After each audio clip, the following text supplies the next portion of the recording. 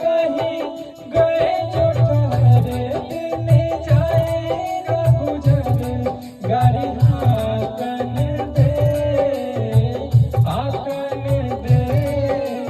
कौन दिशा में लेके चला रे बटोहिया पार। वाह।